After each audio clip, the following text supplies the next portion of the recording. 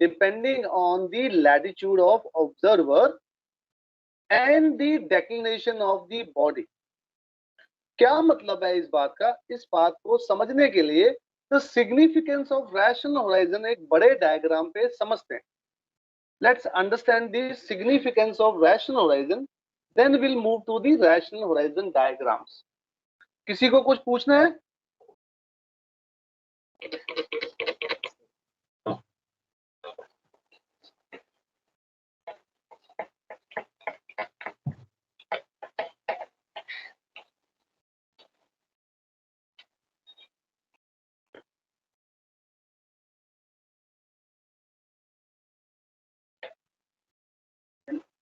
So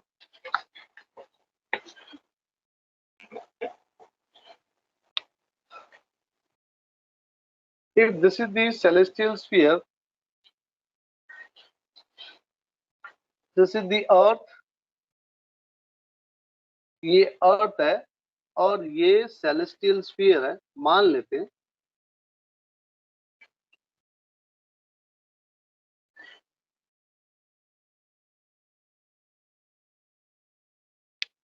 Let's have an observer on equator. अर्थ पे अगर कोई ऑब्जर्वर इक्वेटर पर है तो सेंटर से एक लाइन ड्रॉ करेंगे सेलेस्टियल स्फीयर पे, जहां पर वो मिलेगी यहां पर इसका ये जेनिथ होगा. क्या ये बात सही है? Yes sir. इस जेनिथ के परपेंडिकुलर, और इस जेनिथ के परपेंडिकुलर हमारा इस ऑब्जर्वर का रैशनल होराइजन होगा. क्या ये बात भी सही है? Yes sir.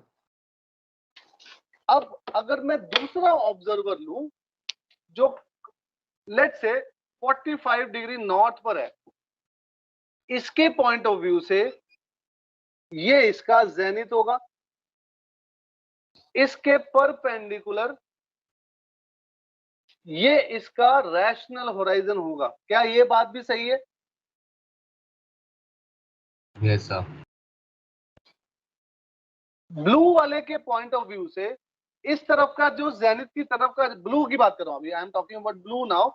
ब्लू वाले के पॉइंट ऑफ व्यू से ब्लू के इस तरफ का जितना भी हेमिस्फीयर था वो अबव होराइजन का एरिया था. क्या ये बात सही है?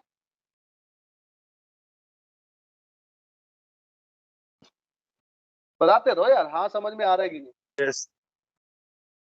है ना? और रेड के पॉइंट ऑफ व्यू से रेड के इस तरफ वाला एरिया अबव होराइजन का एरिया था. Yes sir. अब मान लेते हैं कि कोई बॉडी सेलेस्टियल स्फीयर में यहां पर होगी सपोज, तो मुझे बताओ ये वाली बॉडी ब्लू वाले को दिखाई देगी या रेड वाले को दिखाई देगी? वाले. ब्लू वाले. ब्लू को दिखाई देगी या दोनों को दिखाई देगी? सर दोनों को दिखेगी. दोनों को दिखेगी. अच्छा, क्यों? ब्लू वाले को बेटा सिर्फ ब्लू वाले को दिखाई देगी क्योंकि जो रैशनल होराइजन है रेड वाले का, उसके तो नीचे हो गई है बॉडी, इसके इस तरफ सारा बिलो होराइजन एरिया हो गया, तो ये बॉडी रेड वाले को नहीं दिखाई देगी किसी भी कीमत पर. So that is the significance of rational horizon कि ऑब्जर्वर के लैटिट्यूड के पॉइंट ऑफ व्यू से उसका अपना रैशनल होराइजन बनता है, और उस रैशनल होराइजन में अबव होराइजन का एक एरिया होता है. कोई भी बॉडी अबव होराइजन के एरिया पे होगी तभी उसको दिखाई देगी, जब भी वो बिलो होराइजन के एरिया पे होगी तो नहीं दिखाई देगी. इस बात को समझते हुए ये बॉडी सिर्फ ब्लू वाले को दिखाई देगी, रेड वाले को दिखाई नहीं देगी. क्या ये बात सही है कि नहीं? Yes sir. समझ में आई बात? Understanding of rational horizon. So अब तीसरा बना रहा हूं.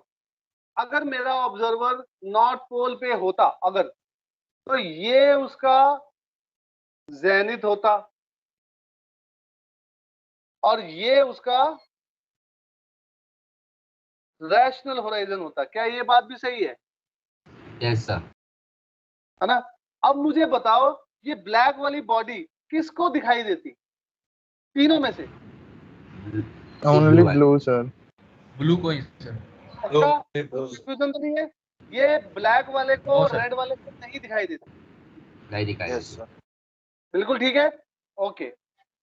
ये वाली बॉडी किसको दिखाई देती? तीनों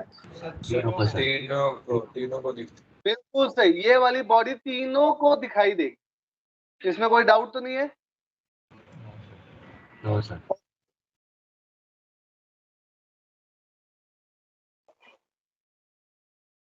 ये वाली बॉडी किसको दिखाई देती? किसी को नहीं। किसी को नहीं सर। किसी को नहीं। Simple fundamental.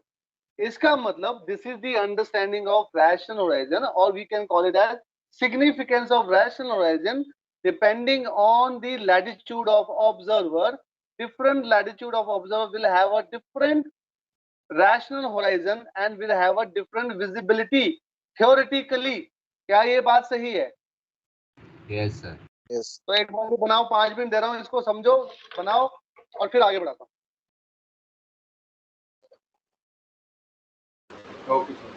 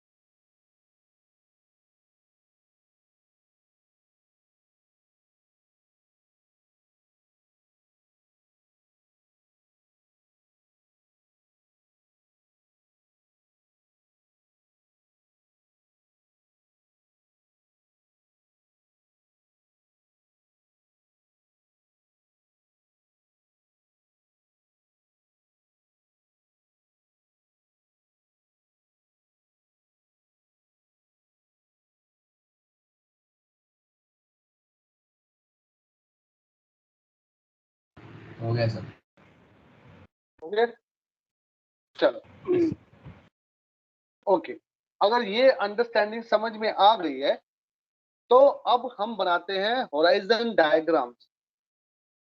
उनको कहते हैं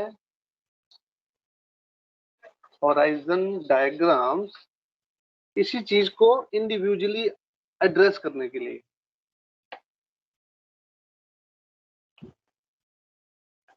क्या मतलब है इस बात का? Let's say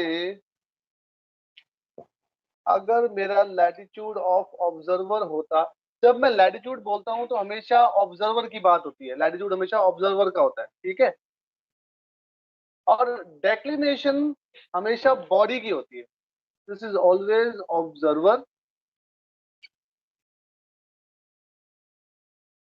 this is always body. Body मतलब सन, मून, स्टार और प्लैनेट। हमारे लिए बस यही काम के हैं, बाकी बहुत सारी चीजें हैं आसमान में, बट हम उसके बारे में बात नहीं करेंगे, ठीक है। सो अगर ये एक डेटा दिया हुआ है तो इस पॉइंट ऑफ व्यू से हमारे को रैशनल होराइजन डायग्राम बनाना होता है। अगर ऑब्जर्वर नॉर्थ में है तो हम क्या करते हैं, होराइजन डायग्राम के लिए एक गोला बनाते हैं। पहले will make a circle, divide this circle into 4 parts like this, write zenith here every time without fail. This is always north, this is always south, this is always east, this is always west. क्योंकि latitude north में है the इक्विनॉक्शियल will go to, अच्छा उससे पहले ये जो distance है इसको 9 में डिवाइड करते हैं। दिस इज 9, 90 डिग्री और equal to 9 units. This distance is also equal to 90 equal to 9 units or any direction this is 9 units. So 20 degree north का मतलब equinoctial will move to the south with 20 degree philosophy. This distance is 20 and this distance is remaining will be 70. अब जैसे इक्विनॉक्शियल south में जाएगा, जो north pole है वो खिसक कर सामने आ जाएगा, इस हिसाब से कि ये डिस्टेंस भी 20 के बराबर होगा और ये डिस्टेंस बचेगा 70 के बराबर. और we can call it as, इसको क्यू कहते हैं. NP is equal to ZQ is equal to latitude is equal to 20 degree. क्या ये बात सबको समझ में आ रही है? Yes sir.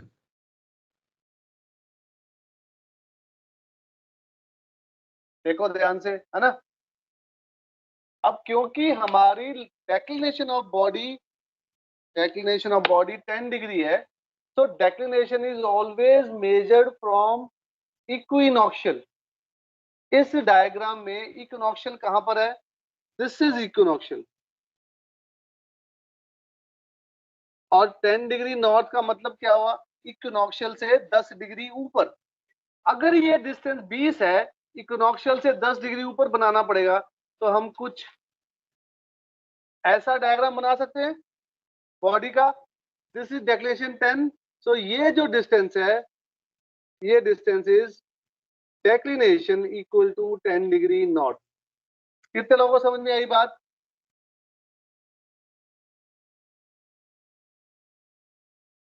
Yes sir. Clear. Yes sir. Yes sir. Clear है? ये पॉइंट पे जब बॉडी होती है तो हमेशा राइजिंग होती है. इस पॉइंट पे जब बॉडी होती है तो मेरिडियन पैसेज होता है. इस पॉइंट पे जब भी बॉडी होती है तो सेटिंग होती है. और इस बॉडी के बाद में जब वो पीछे चली जाती है तो ब्लैक पोर्शन में दिखाते हैं बिलो होराइजन, वो हमारे को दिखाई नहीं देती. क्या ये बात समझ में आती है? Yes. एक बार डायग्राम बनाओ. इसको बोलते हैं होराइजन डायग्राम. तो हमने एक पर्टिकुलर केस लिया 20 डिग्री नॉर्थ का, जिसमें हमने बॉडी को 10 डिग्री नॉर्थ के हिसाब से डिपिक्ट किया.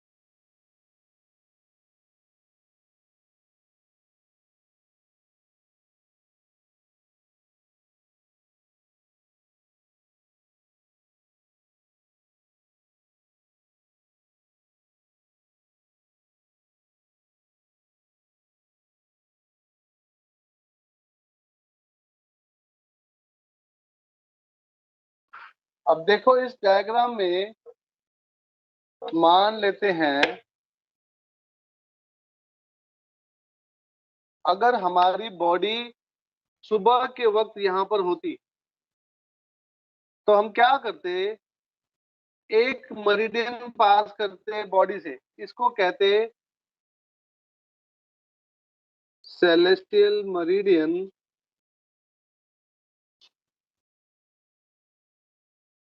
Passing through body. सही है कि नहीं? ये जो एंगल बनता इसको कह देते एजीमथ. ये जो डिस्टेंस होता है इसको क्या कहते हैं?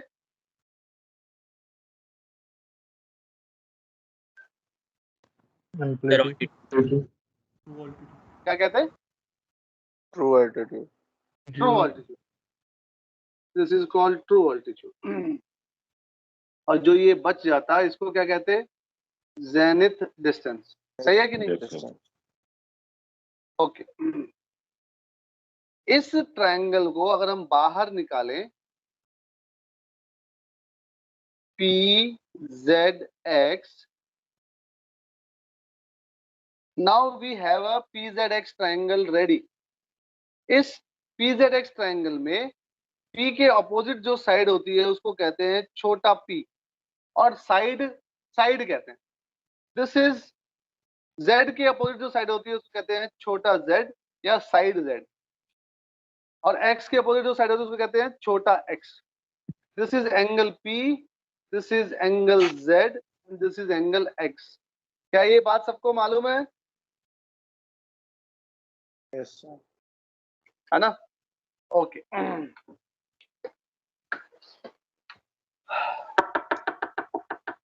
इस डायग्राम में हमारे को एक चीज और समझनी है, उसको कहते हैं LHA, लोकल आवर एंगल.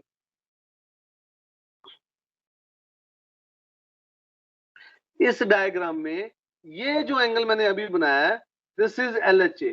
कितने लोगों को मालूम है ये बात? कितने लोगों को डाउट है LHA ये कैसे आया? Please raise your hand. Anybody wants me to explain LHA? या समझ में आता है पहले से? कैसे चौधरी तेरे को डाउट है बेटा? सर एक बार एक्सप्लेन Yes, कर sir. दो. हाँ कोई बात नहीं, एक्सप्लेन कर देता हूँ. LHA की डेफिनेशन क्या है? इसकी डेफिनेशन है it is the angle at the celestial pole. सही है? ये एंगल कहां बनेगा? पोल पे बनेगा. Contained between celestial meridian of observer and celestial meridian passing through body, comma, measured westward or clockwise from observer meridian. इसका मतलब ये वाला जो आधा पोर्शन है, आधा प्रिंसिपल वर्टिकल सर्कल का आधा is called as celestial meridian. यहां से हमने क्लॉकवाइज चलना शुरू किया, क्लॉकवाइज वेस्टर्ली. ये एरो वेस्ट की तरफ है. See have a look, this arrow is west means clockwise is westerly. यहां से हमने शुरू किया और जहां पर celestial meridian passing through body आ गया, ये वाला हमारा LHA पूरा हो गया. यानी कि this is how we explain LHA on the rational horizon diagram. इसका एक आसान तरीका भी है समझने का. क्या आसान तरीका है? अगर इस रैशनल होराइजन डायग्राम को हम दो हिस्सों में ऐसे बांट दे, इस वाले पार्ट को कह दे ईस्टर्न और इस वाले पार्ट को कह दे हम वेस्टर्न. जब भी बॉडी ईस्टर्न पार्ट में होगी, ईस्टर्न पार्ट में होगी, ईस्टर्न का मतलब इस डायग्राम में अभी जो बॉडी यहां पर है, मुझे बताओ ये ईस्ट में है या वेस्ट में? East one. ईस्ट में. जब भी बॉडी ईस्ट में होगी, जब भी बॉडी ईस्ट में होगी तो LHA plus P will be equal to 360 degree. और जब भी बॉडी वेस्ट में होगी, वेस्ट मतलब शाम के वक्त जब बॉडी यहां पर होती, शाम के वक्त अगर बॉडी यहां पे होती तो ये डायग्राम बनता, ये वाला एंगल P बनता. शाम के वक्त जब भी बॉडी वेस्ट में होगी P is always equal to LHA. बस ये दो चीज याद रखनी है और हमारे को डायग्राम बनाने हैं. केशव तेरे को थोड़ी सी बात समझ में आई बेटा? Yes, sir. क्लियर है या और समझाऊं? Clear है sir. Clear Sir, है? साउथ में भी यही एंगल बनेगा। साउथ का अभी बनाता हूँ, 2 मिनट दे बेटा, अभी बनाता हूँ साउथ का। एक बार ये खत्म कर लेते हैं, फिर साउथ की बात करता हूँ। 2 मिनट दे मेरे। Yes sir.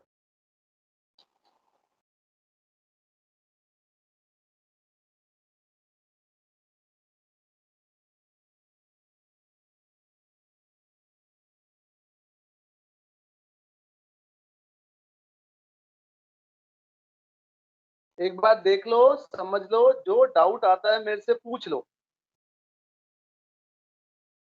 क्योंकि अब उसके बाद जब ये बेसिक्स मेरे खत्म हो जाएंगे फिर मैं न्यूमेरिकल्स पे जाऊंगा। तो न्यूमेरिकल्स में कोई डाउट ना आए, इसलिए बेसिक्स पे काफी ज्यादा टाइम लगा रहा हूं मैं। और ये बेसिक्स हमारे क्लियर होंगे तो ही हमारे को न्यूमेरिकल्स अच्छे से समझ में आएंगे। अब यही चीज मैं तुम्हारे को साउथ के डायग्राम पे समझाने की कोशिश करूंगा।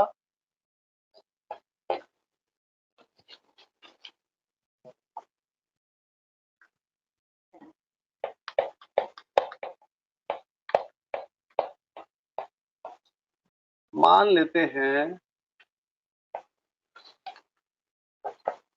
यही दोनों पैरामीटर उल्टे हो जाते। फॉर एग्जाम्पल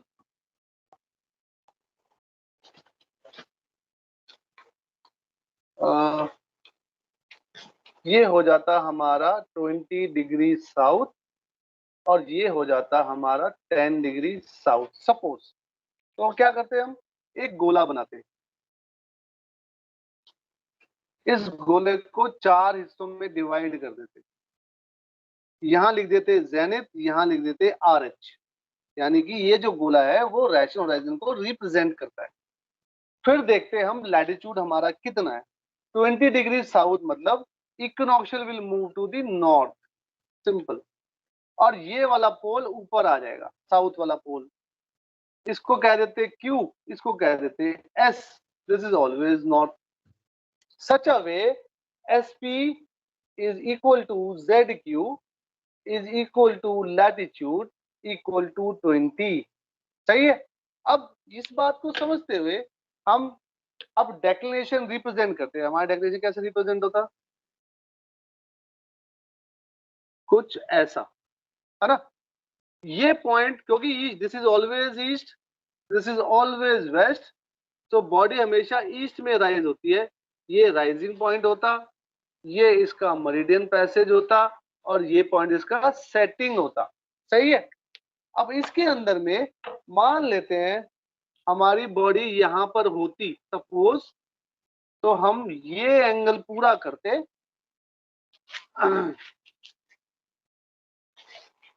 ये डिस्टेंस क्या हो जाता है इसका, ट्रू अल्टीट्यूड। ये एंगल हो जाता है इसका एजीमथ। सही है। और जो बचा हुआ है वो है डिस्टेंस। ये आप लोगों को समझ में आती है बात। इसमें कंफ्यूजन आती है सिर्फ LHA समझने में। फर्स्ट मुझे ये बताओ, इस डायग्राम में जो मैंने अभी फंडा बताया था, अगर इसको ईस्ट और वेस्ट में डिवाइड कर दूं, मेरी बॉडी कहां पर है, ईस्ट में है या वेस्ट में है? ईस्ट में। ईस्ट में से। ईस्ट में। तो ईस्ट में LHA प्लस P 360 के बराबर होता है।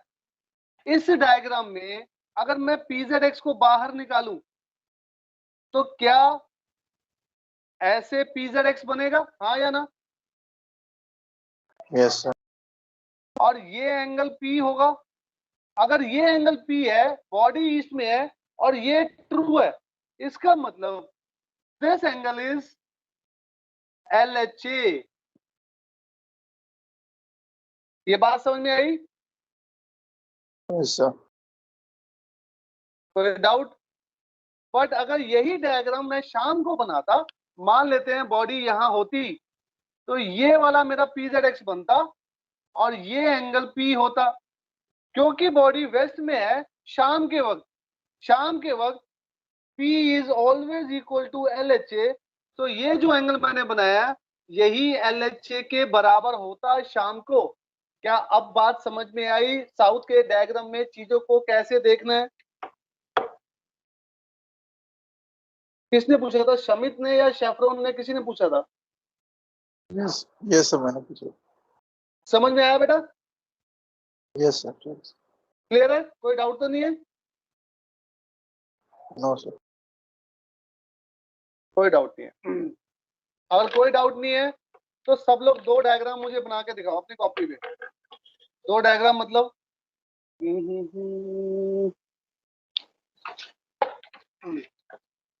पहला, अगर लैटिट्यूड होता 20 डिग्री नॉर्थ और डेक्लिनेशन होता 10 डिग्री साउथ. पहले इसका डायग्राम बनाओ. बॉडी को रखो ईस्ट में और सारी चीजें रिप्रेजेंट करके दिखाओ. दूसरा डायग्राम बनाओ. अगर लैटिट्यूड होता 20 डिग्री साउथ और डेक्लिनेशन होता 10 डिग्री नॉर्थ, बॉडी होती वेस्ट में, तो चीजें कैसे दिखाई देती. मुझे पूरे डायग्राम चाहिए, हर चीज एक्सप्लेन करती हुई, लिखी हुई. प्राइम वर्टिकल कौन सा है, प्रिंसिपल वर्टिकल कौन सा है, सेलेस्टियल मेरिडियन ऑफ ऑब्जर्वर कौन सा है, vertical circle passing through body कौन सा है, ट्रू ऑल्टीट्यूड क्या है, जेनिथ डिस्टेंस क्या है, एजिमथ क्या है, एलएचए क्या है. क्या ये बात सबको समझ में आ रही है?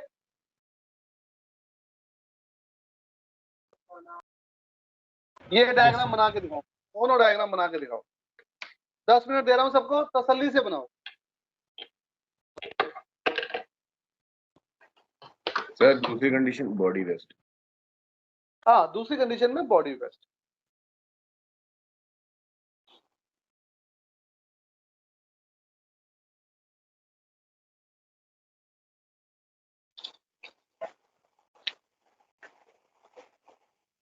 पहला था latitude 20 degree north, declination 10 degree south. तो इसका डायग्राम कुछ ऐसा बनेगा.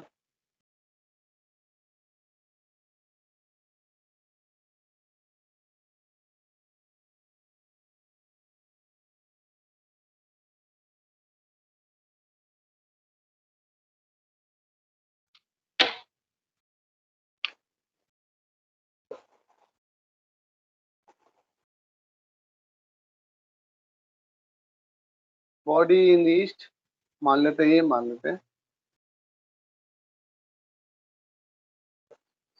क्या सबने ऐसा ही डायग्राम बनाया है तकरीबन? Yes, sir. Yes. है ना? Yes, sir. ये जो डिस्टेंस है इसको कहते हैं hx. This is true altitude. This is LHA. This is angle Z. So, अगर हम इस ट्रायंगल को बाहर निकालें तो कुछ ऐसा ट्रायंगल बनता है जिसमें ये एंगल P, ये एंगल Z और ये एंगल X बनेगा.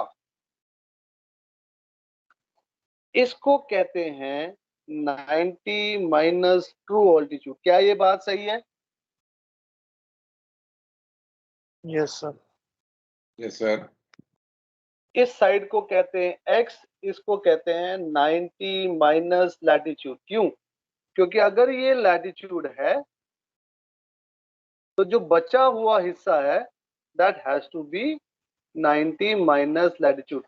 क्या ये बात सही है? सबको समझ में आती है? Yes, sir. ओके. इसको कहते हैं छोटा z. दिस छोटा z इज कॉल्ड एज, कहां लिखूं, दिस छोटा z is called as codec, या इसको हम पोलर डिस्टेंस भी कहते हैं. ये जो छोटा z है this is 90 plus declination in this diagram, but in some diagram it could be 90 minus declination. तो इन दोनों को हम समराइज करें तो z can be 90 plus minus declination. बस ये ध्यान रखना है कि सिर्फ z ही एक ऐसी वैल्यू है, छोटा z, जो 90 से ज्यादा भी आ सकता है, साइड की बात कर रहा हूं मैं। अदरवाइज छोटा x या छोटा p हमेशा आपका 90 से कम आएगा। पर छोटे z को डायग्राम के हिसाब से समझना पड़ता है कि वो छोटे z की वैल्यू 90 से ज्यादा आने वाली है या कम आने वाली है। जो डायग्राम मैंने अभी बनाया है उसमें 90 से ज्यादा वैल्यू आएगी, क्योंकि ध्यान से देखो, पोल से यहां तक, अरे यार, पोल से यहां तक का जो डिस्टेंस है वो हमेशा 90 रहता है, और अगर डिस्टेंस ये इसके नीचे ज्यादा है तो this distance has to be added to 90 and this complete is called छोटा z। तो छोटा z इस डायग्राम में 90 से ज्यादा आने वाला है। कितने लोगों को ये बात समझ में आई? Yes sir. आ गई सबको? सर क्लियर है सर। अब मुझे बताओ कितने लोगों ने गलत डायग्राम बनाया था, हाथ खड़ा करें।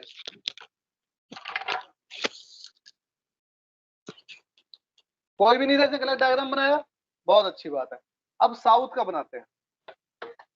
Let's make something for south. True azimuth होगा ना? Angle z। क्या बेटा? सर ये एंगल z ट्रू एजिमुथ होगा ना? Very good question. देखो मैं भी एक्सप्लेन करता हूँ। In this diagram angle z is equal to true azimuth, और ये जो एंगल है ये एजिमुथ होगा। सही है कि नहीं? Yes sir. क्लियर हुई बात? कोई डाउट तो नहीं है? इसमें जेनिथ डिस्टेंस कौन सा होगा? जेनिथ डिस्टेंस होता है बेटा। ये जो डिस्टेंस है अभी जो मैंने बना रहा हूँ, this is zenith distance. Yes sir. Z X is always called as zenith distance. तो ये जेड है और ये एक्स है, तो ये जो डिस्टेंस है इसी को जेनिथ डिस्टेंस कहते हैं, जिसको छोटा p से रिप्रेजेंट करते हैं। Yes sir. देख दो यहाँ पर, this is called zenith distance. और थोड़ा सा और एक्सप्लेन कर देता हूँ। zx is equal to zenith distance is equal to छोटा p is equal to 90 minus true altitude. अब ठीक है बेटा?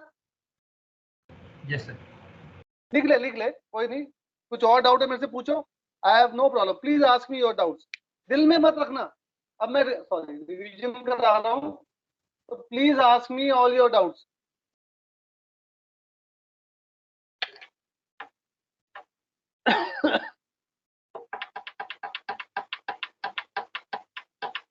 चलो साउथ का डायग्राम बनाऊं।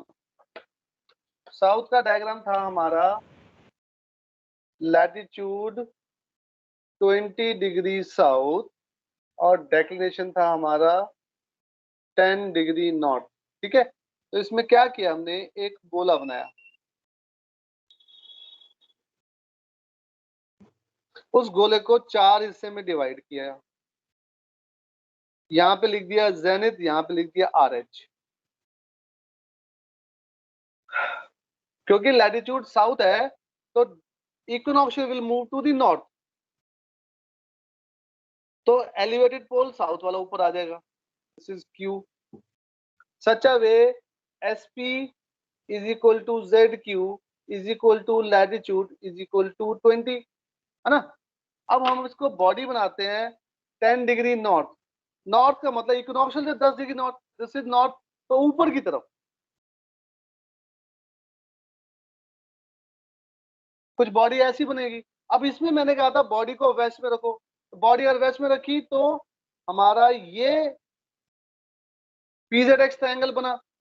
जब ये PZX ट्रायंगल बना तो ये जो डिस्टेंस है that is called as true altitude. ये जो एंगल है that will be angle P is equal to LHA।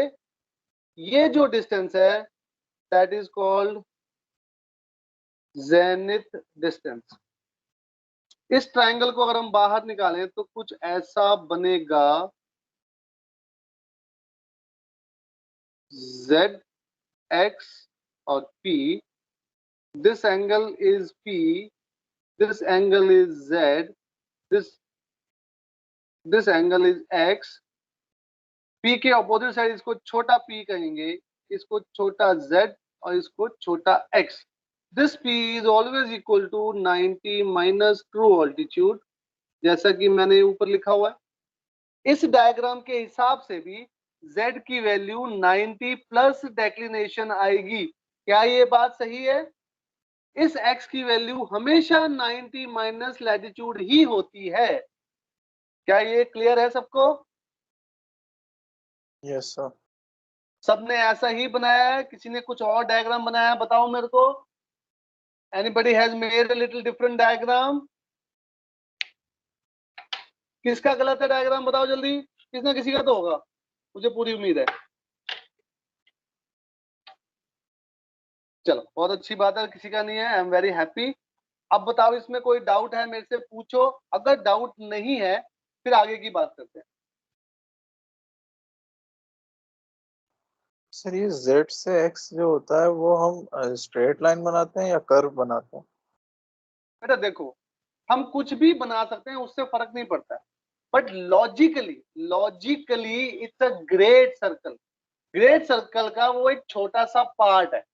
Great circle का जो छोटा सा पार्ट है, 3 डायमेंशनल पिक्चर में it has to be a curvy figure, but क्योंकि हम उसको 2 डायमेंशन में रिप्रेजेंट करते हैं तो हम स्ट्रेट लाइन बना देते हैं।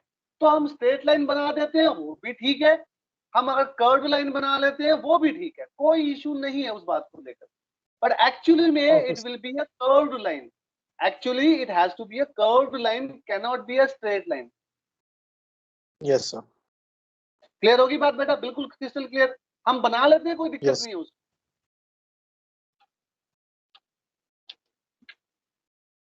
हाँ जी, और पूछो please, ask me any doubt. छोटे से छोटा आपको लगे कि सर इतना बेकार डाउट मैं पूछूंगा, I have no problem, please ask me.